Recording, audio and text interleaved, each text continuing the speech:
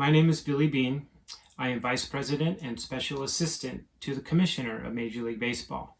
I want to thank each and every one of you who are participating in World Kindness Day, a great initiative that I'm very happy to support as well. I thought I would share a little bit about my background and how I came to my current position at Major League Baseball and was given many opportunities like today to give back to people who are less fortunate. I arrived at the major leagues at the age of 22. I grew up in a very conservative military family, and I had never been a part of anything except the sports world, and that was the only community that I knew. But a few years into my big league career, I started to really struggle with my sexual orientation, and I started beginning a double life, hiding a secret that I'm gay. I didn't know it at the time, but in the 150-year history of Major League Baseball, only 2 players in the entire history have ever publicly disclosed that they are gay that played in the major leagues.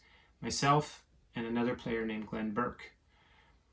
While I was playing, the culture of professional sports was much different than it is today. It's still difficult for many people to come out, but it was really difficult in those days. And I was very uneducated. I felt very isolated and never really sought out help from anybody. I never told anybody about my sexual orientation. I only valued myself as a Major League Baseball player. And while I was in the big leagues, I really started to struggle with my sexual orientation. And I felt more and more afraid, and I became more and more isolated. I was lucky to meet someone, and I had a partner for 3 years of my big league career. But my partner suddenly and sadly for me died the night before opening day of what was to be my last major league season. He died of causes that resulted from being HIV positive in a time where people were commonly dying still because the medications had not arrived that could keep people alive that are living with this disease. At the time when he died, without ever talking to my family, my friends, my roommates, I felt like I was living in a world all by myself. And I made that world for myself because I was afraid to reach out. So I left baseball. I quit at a time where I was just learning how to be a pretty good player and moved as far away from my home as I could. And I kept digging a hole deeper and deeper and deeper because I was living with shame and really no knowledge of the LGBTQ community because I'd never allowed myself to find that for myself. And then one day, by an accident, a twist of fate, I'd been out of baseball for almost 3 years. I had decided to open up a restaurant in Miami Beach, Florida. And by one way or another, the word got out, and overnight, my story became front page news about a former Major League Baseball player that also happened to be gay. And I became very interesting to my own LGBTQ community because there were so few role models 20 years ago, especially in the world of sports. And I was very afraid of what and how that might affect my life. But slowly but surely, and with the great will of some really amazing leaders in the LGBTQ community, I started to better understand the potential that I might have as one person to make a positive contribution in this life. I was very fortunate to meet a woman who had been going through some very, very difficult, indescribable pain at the time and was thrust in front of the world and not of her own doing. By surprise, at an LGBTQ event, I was introduced to a woman named Judy Shepard. And I'm sharing this story because this woman, this moment, changed my life forever and allowed me to better understand my potential, not just as a baseball player, but as a human being and one that might be able to help other people. I was sat at a luncheon table next to Judy. Her son, Matthew, had been horrifically murdered by 2 young men who grew up in the same city, went to the same school, only for the reason that they didn't like that he was openly gay. And Matthew died and suffered a terrible death in excruciating agony that was descripted in every publication, every news channel all over the world. And sitting next to Judy was one of the most humbling moments of my life, because as a former Major League Baseball player, I tried to conceal my truth. I lied to my family, to my friends, to the people that I loved, and the people that loved me. And those were decisions that I can never get back. I walked away from a big league career when I was young. I could have played much longer. That's a wound that's hard to heal. But more importantly, I hurt people that I loved because I didn't feel self-worth. And I think many times when we have an opportunity to make an impact in the world, there's a point where we wonder, well, will anyone listen to me? What do I have to say? I'm not an expert. And I was feeling all of those same emotions. And as I sat next to Judy that day, I looked at her and I felt extreme sadness and almost embarrassment for not knowing what to say to someone who was going through the loss of a son at the hands of a murderer. And Judy Shepard is a wonderful person who probably never had designs on being a civil rights advocate or public facing or someone who could inspire millions. But that's exactly what she became. And I asked her, what can I do? I don't know anything about LGBTQ people. I only know baseball. I made some terrible decisions. I lied to my family and friends because I didn't want people to reject me.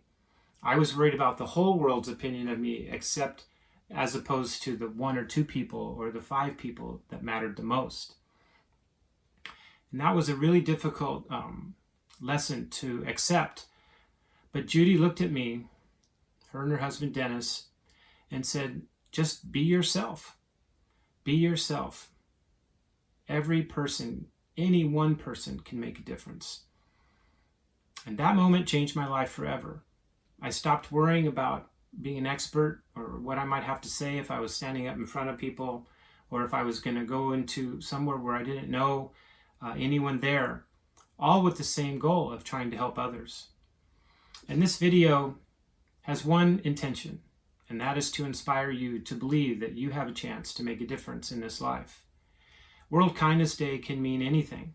It can mean helping someone walk across the street, giving someone who can't drive a ride to a doctor's appointment or a dentist appointment or the grocery store, or help with a lost pet. Who knows? It's just a matter of being connected to those around you in the world and listening to what's going on. My job affords me an opportunity to be in front of a lot of people, and many times some really amazing professional athletes.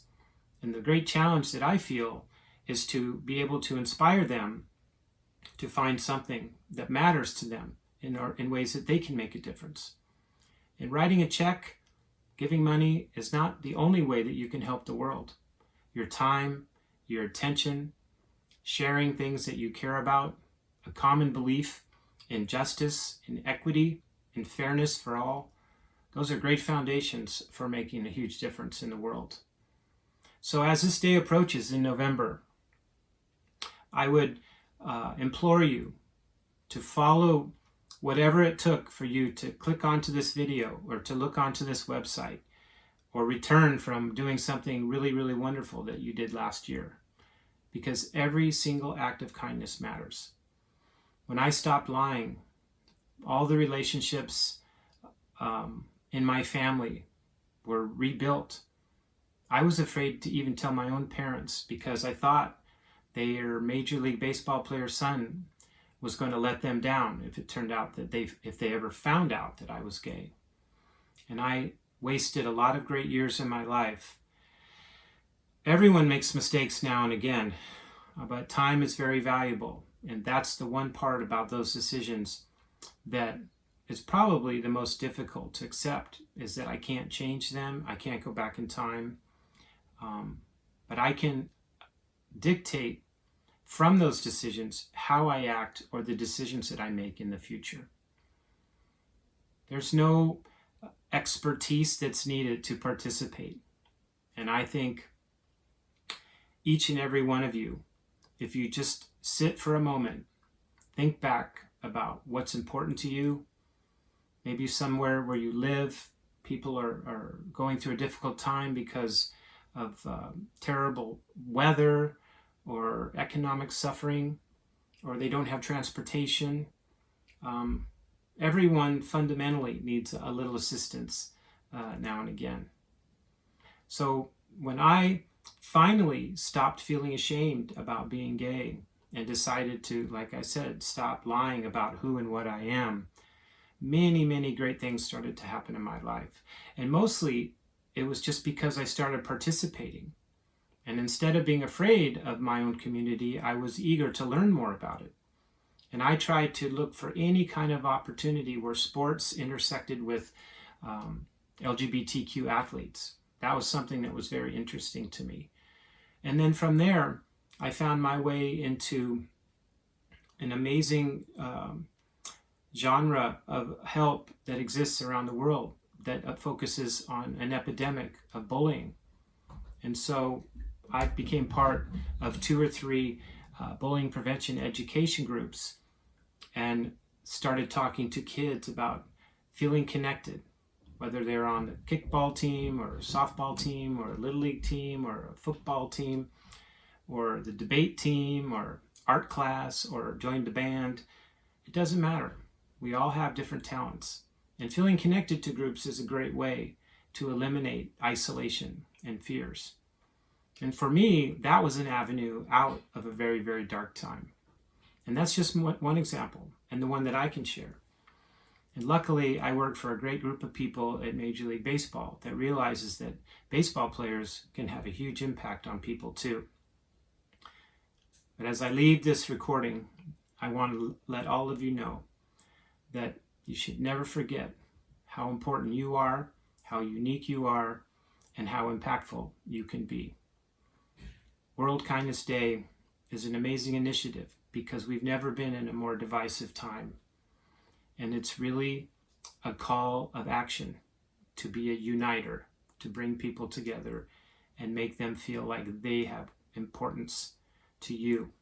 Whether you send them a text once in a while, pick up the phone, or go over and knock on the door, say hello, sit by somebody at lunch, make them feel like they have a friend.